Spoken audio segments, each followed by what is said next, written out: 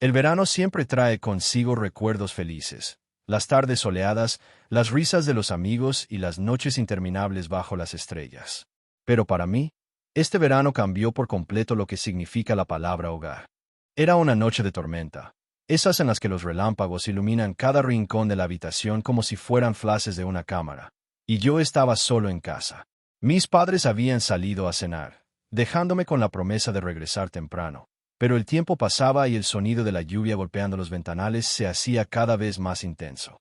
Trataba de distraerme con el teléfono, con música de fondo, pero una sensación extraña comenzó a crecer en mi estómago, una incomodidad que no podía explicar.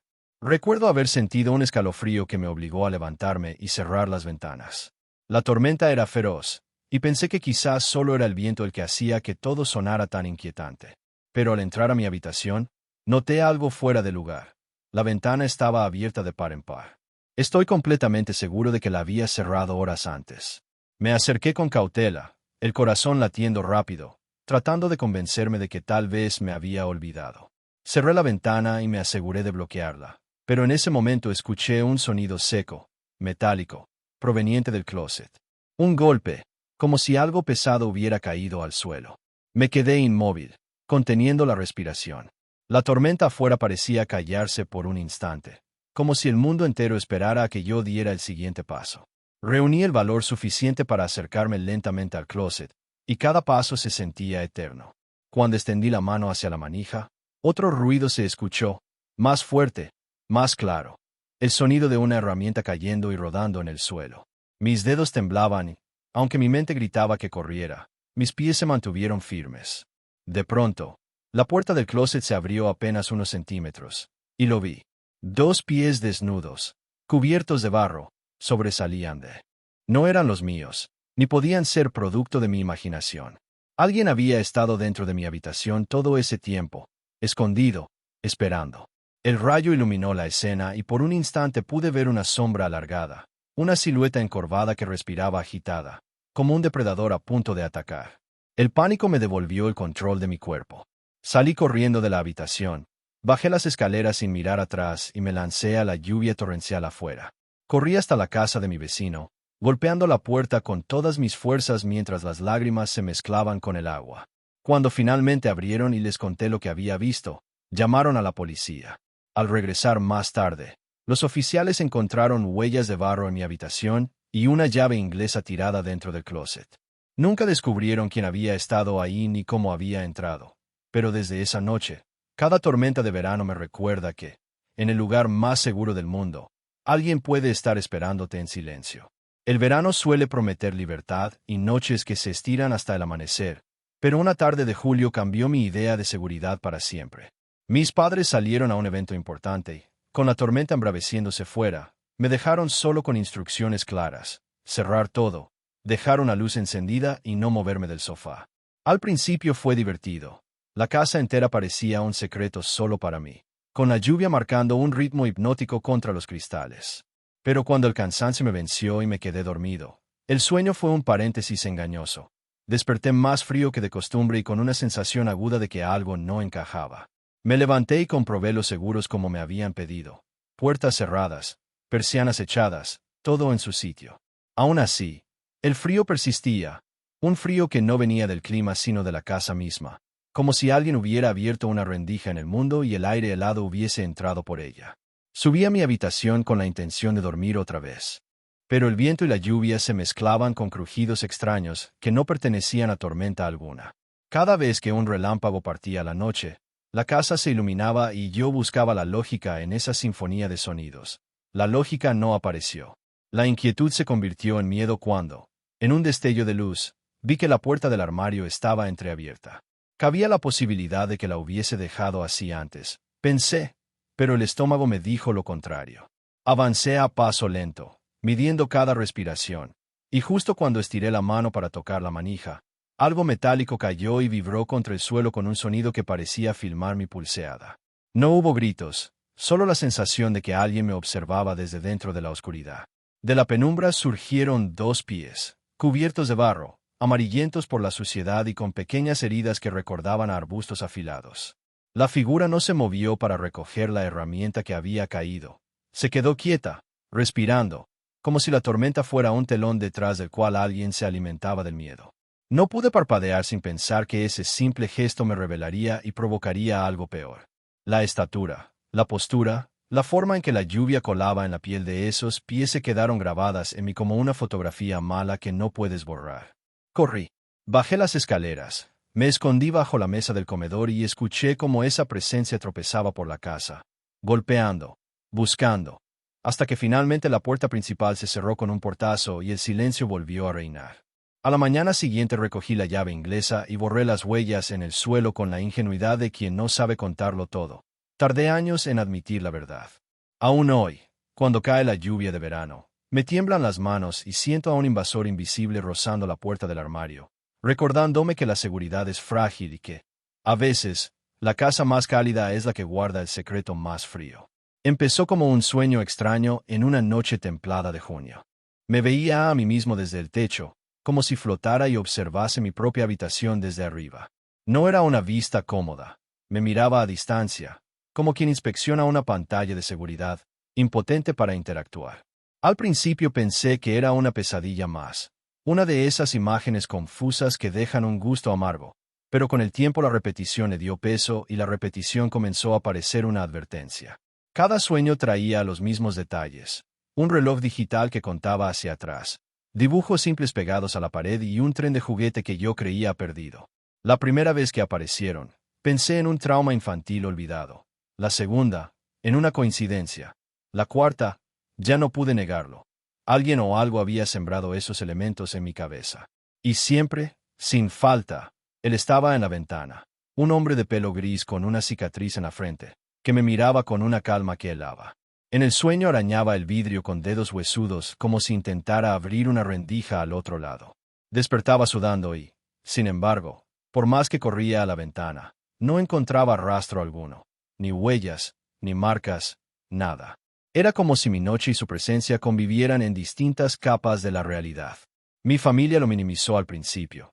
Me dijeron que era solo imaginación y que los sueños recurrentes no suelen ser más que eso. Pero la repetición y la fidelidad de los detalles me obligaron a preguntar.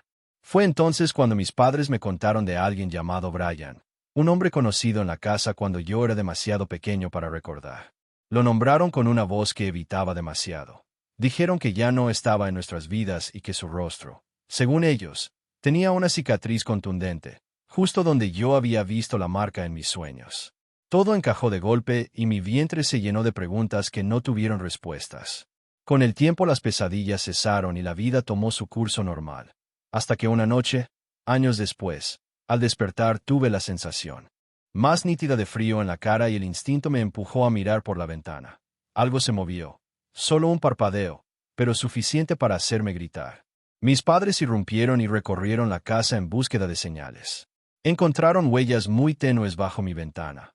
Parecían hechas con barro seco, aunque apenas se distinguían. Mi padre señaló una forma que podía encajar con un zapato viejo. Nadie llamó a la policía, o al menos eso dijeron. La historia quedó envuelta en murmullos y puertas cerradas, y yo aprendí que hay verdades que los adultos deciden silenciar por razones que nunca me contaron del todo. Las noches volvieron a mi vida, pero con la reservada desconfianza de quien ha visto la línea que separa el sueño de lo real. A veces siento que la presencia afuera fue real, y otras que mi mente fabricó a Brian para darle sentido a algo olvidado. Lo cierto es que ese verano me enseñó que los recuerdos pequeños pueden transformarse en mapas que señalan hacia un riesgo desconocido, y que el pasado, aunque lo enterremos, puede volver a tocar la ventana cuando menos lo esperamos. Era el final del curso y la escuela ardía en un remolino de firmas, abrazos y despedidas. Encontré en mi año de secundaria una nota que me heló la sangre. Alguien había escrito debajo de mi foto un mensaje corto pero amenazante, firmado por un tal Samuel Robinson III. Ax, nos veremos de nuevo, decía, y el nombre no me era familiar. Lo dejé pasar pensando en una broma, en el día loco en que todos firman cualquier cosa sin pensar. Pero ese mensaje se convirtió en un hilo que empezó a tirar de mi tranquilidad. Esa noche, durante una pijamada en el sótano con mis amigos, un golpe en la puerta nos paralizó. Un joven insistía en entrar. Llamó a la puerta con un ritmo que se metió en los huesos. Subí a la cocina y lo vi a través de la pequeña ventana. Era la misma cara del año Bok, la misma sonrisa afilada. Se presentó como Sam y dijo con tranquilidad que siempre me había observado. Una fra. Que no permitió espacio para la broma. Mi corazón se encogió y mis amigos, al principio curiosos, empezaron a tensarse. El chico tenía una forma de hablar que no encajaba con su edad, una mezcla de inocencia y malicia. Lo dejamos irse. O eso parecía. Su expresión cambió a algo oscuro y violento cuando uno de mis compañeros se burló, y en un instante comenzó a golpear la ventana con fuerza, gritando nombres y cosas que no debía saber. Fue aterrador porque lo que parecía un niño perdido se volvió una tormenta de ira en segundos.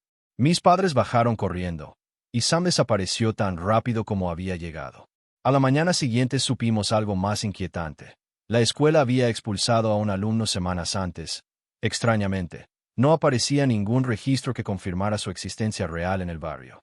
Era como si hubiera entrado y salido de nuestra realidad con impunidad. Las autoridades nunca localizaron a Samuel ni a sus padres.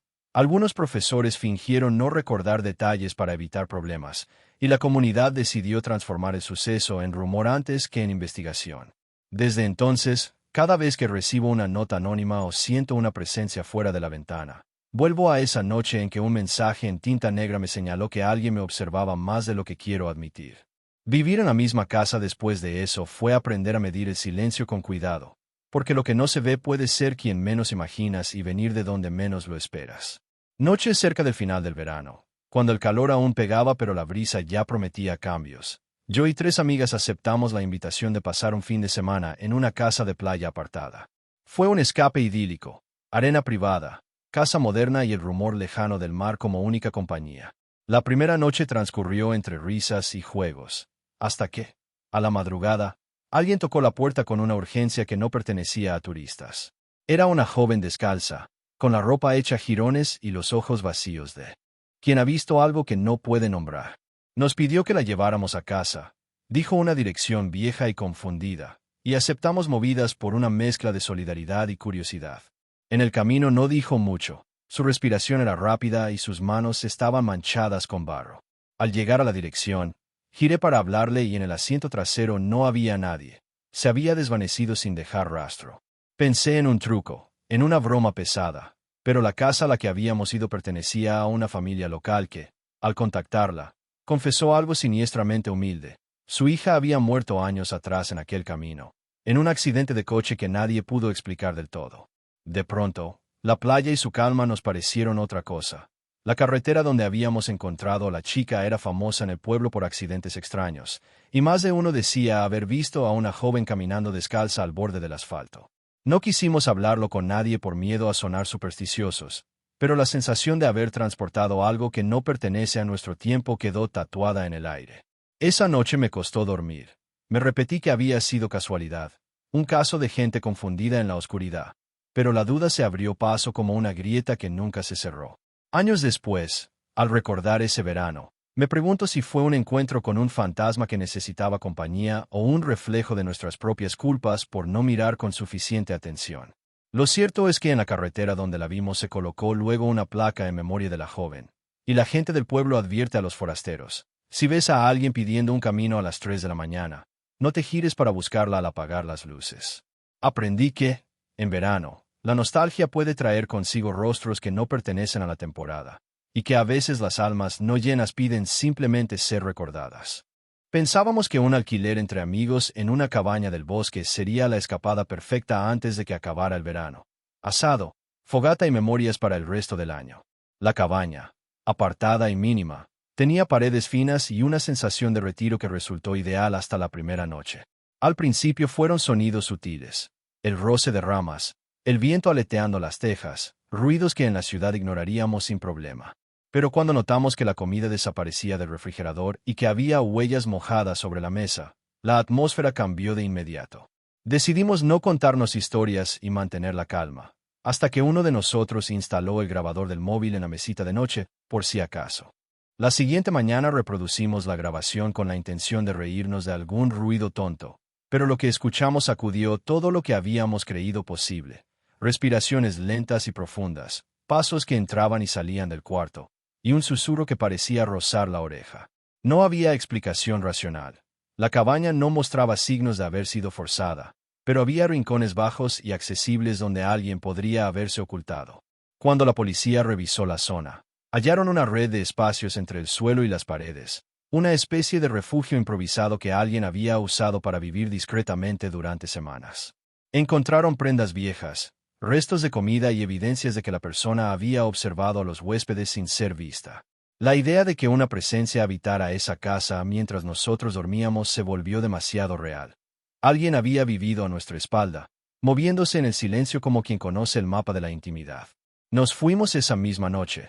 El viaje de regreso fue un silencio pesado donde ninguno de nosotros supo qué decir. La cabaña quedó a merced del verano y de quien quiera que quisiera volver a habitar sus paredes. Desde entonces, cada vez que planeo una escapada, me pregunto si la privacidad que imaginamos existe en él. En las sombras, otros han decidido convertir nuestros refugios en su propio hogar. Aprendí que la naturaleza puede ser hermosa y terrible a la vez, y que en el corazón del verano puede crecer una historia que te siga persiguiendo mucho después de que la bolsa de dormir esté desempacada y las brasas se apaguen. En las sombras, otros han decidido convertir nuestros refugios en su propio hogar. Aprendí que la naturaleza puede ser hermosa y terrible a la vez, y que en el corazón del verano puede crecer una historia que te siga persiguiendo mucho después de que la bolsa de dormir esté desempacada y las brasas se apaguen.